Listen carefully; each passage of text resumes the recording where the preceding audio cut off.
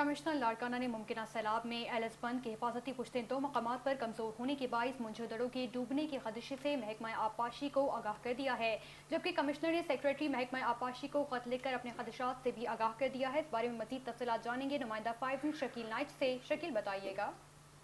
جی دیکھیں، کمشنر لاڑکانہ نے ممکنہ سیلاب میں ایلس بند کے دو مقامات پر کمزور ہونے سے منجھودڑوں کے ڈوبنے کا خدشے سے محکمہ آبپاشی کو آگاہ کر دیا۔ کمشنر لاڑکانہ نے سیکریٹری محکمہ آبپاشی کو خط لکھا ہے اور کمشنر نے خط کی کاپی اسٹاف افسر برائے وزیر اعلیٰ سندھ، چیف سیکرٹری سندھ اور سپرنٹینڈنگ انجینئر لاڑکانہ اور اے سی لاڑکانہ کو ارسال کر دیا۔ خط میں کہا گیا کہ 2025 میں جہاں پر جو یہ ایلس بند ہے اس کو دو مقامات پر کمزور ہوا تھا، جس کی وجہ سے شگاف پڑ گیا تھا۔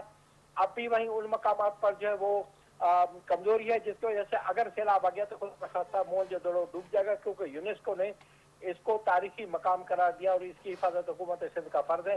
محکمہ آبپاشی ہنگامی اقدامات کر کے ان دونوں مقامات کو پختہ کرے تاکہ سیلاب میں منجھودڑو محفوظ رہ سکے۔ جی تفصیلات کے لیے شکریہ۔